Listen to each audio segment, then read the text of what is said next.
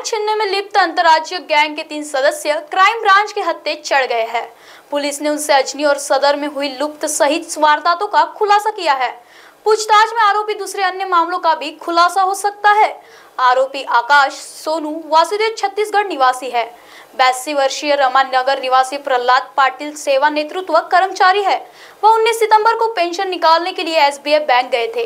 वहां से रुपए निकालकर ई रिक्शा से रवाना हुए। शताब्दी नगर चौक ई रिक्शा से उतरकर घर जा रहे थे, तभी 2 युवक से बैग छीनकर फरार हो गए। इस वारदात की अजनी पुलिस के साथ क्राइम ब्रांच के सेवा नेतृत्व कर्मी सहित 2 को लूटा। इसके कुछ देर बाद ही पुलिस के हाथ लग गए। आरोपी काफी समय से बैंक लिफ्टिंग में लिप्त है। वह अलग अलग शहर में घूमकर वारदात का अंजाम देते थे।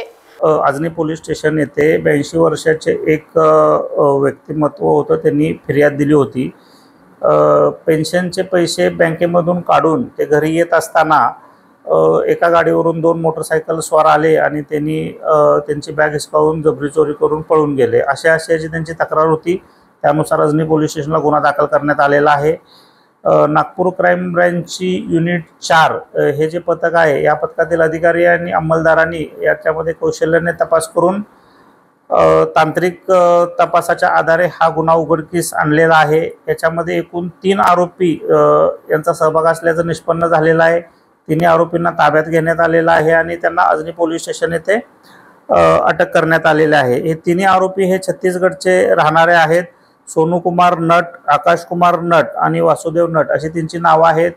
3 आरोपी हे छत्तीसगडचे राहणारे असून त्यांचा आम्ही क्राइम रेकॉर्ड आतापर्यंत जी माहिती मिळाली त्यानुसार आम्ही चेक केला असता त्यांच्यावर छत्तीसगड आणि झारखंड ह्या राज्यामध्ये सुद्धा जबरी चोरी आणि चोरीचे गुन्हे वेगवेगळ्या पोलीस स्टेशनला दाखल आहेत, अशी प्राथमिक माहिती मिळालेली आहे।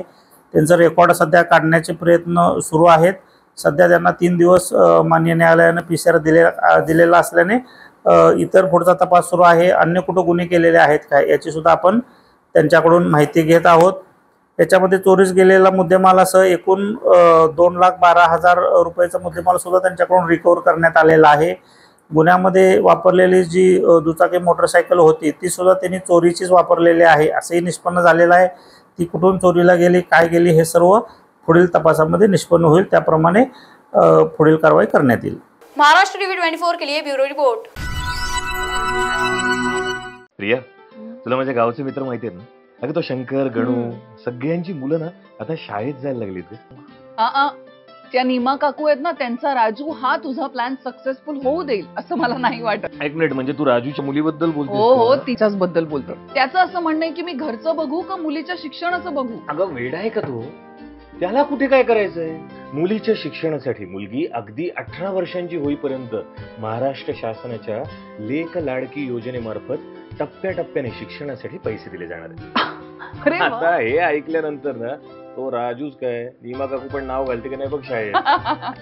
चला, म्हणजे एकही मुलगी शिक्षणापासून वंचित राहता कामा नये हा तुझा संकल्प तू पूर्ण करणारच।